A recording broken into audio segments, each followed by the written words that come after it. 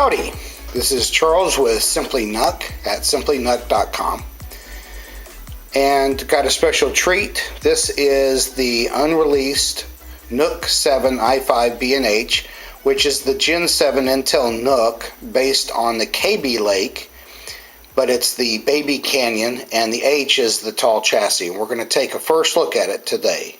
Alright, we're going to take a look at the outside of the new Baby Canyon NUC.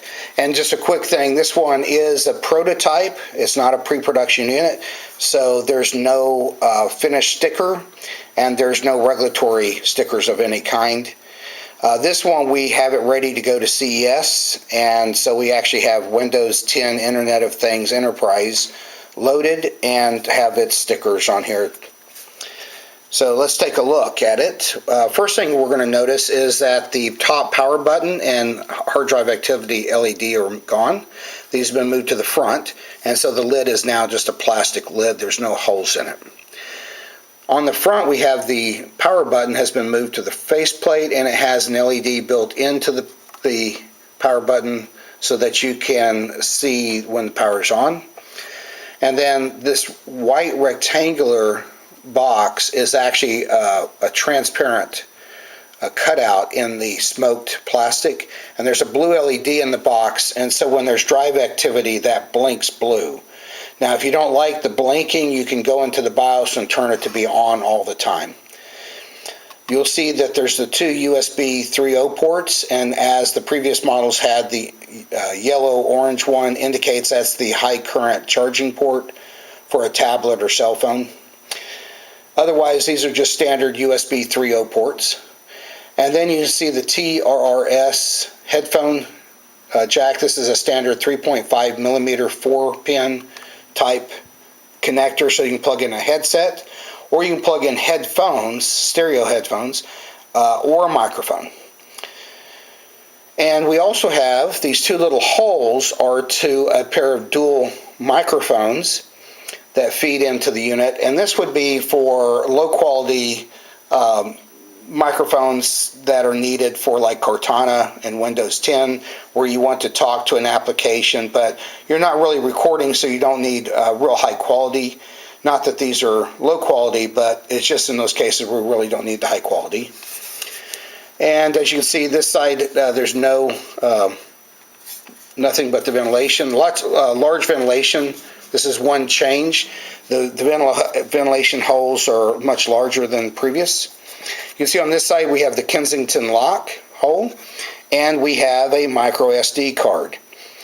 Now, the Celeron Pentium units, previous units, had full-size SD cards. The core products will have a micro SD card slot, so you can just plug that in.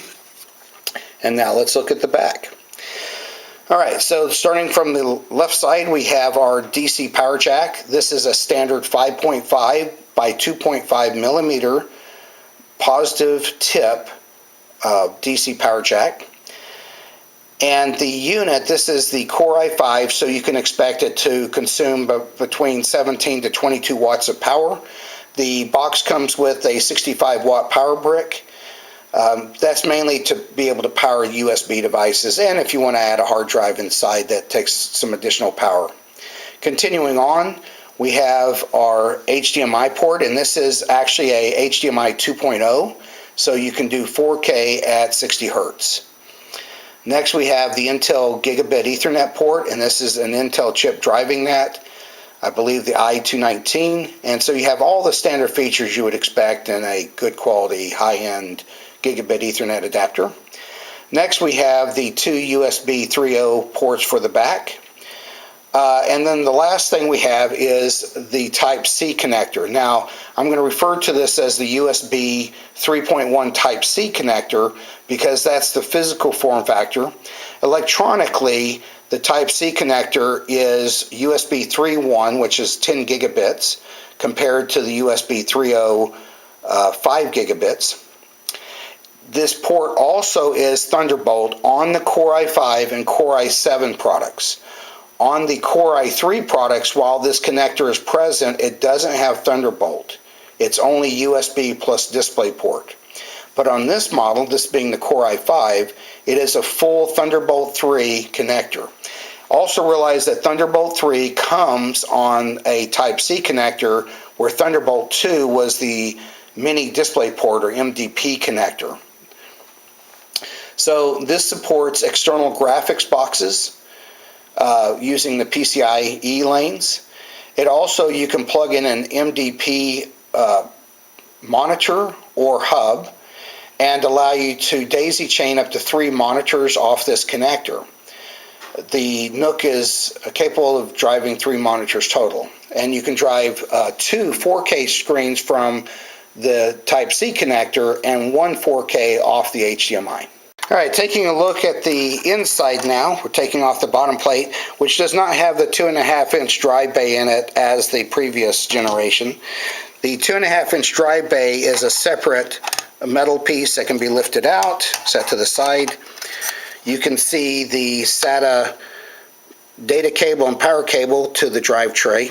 This one has a hard drive and it's ready to go to CES, and it's a loaded system. Here we have the 2 DDR4 2133 SO260 laptop style DIMM sockets.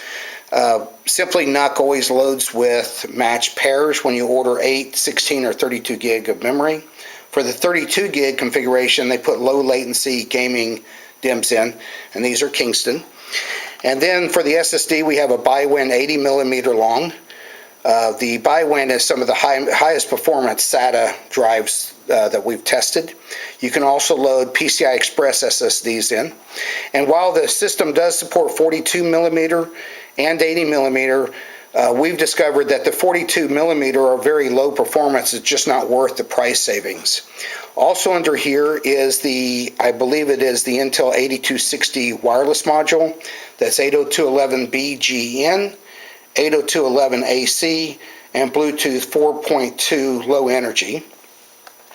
You can see the 2 USB 2.0 ports for powering accessories or functional lids. And we have our microphones. The 2 microphones have a cable coming over to this connector, so this is for those microphones on the front panel. And there is a 10-pin header missing. It's a 2 millimeter header missing a pin that I suspect is for a serial cable, even though this chassis isn't punched out for a serial cable. But that would give us some capabilities for adding perhaps a serial DE9P connector to this system. All right, I think that covers the inside of this unit. Thank you very much.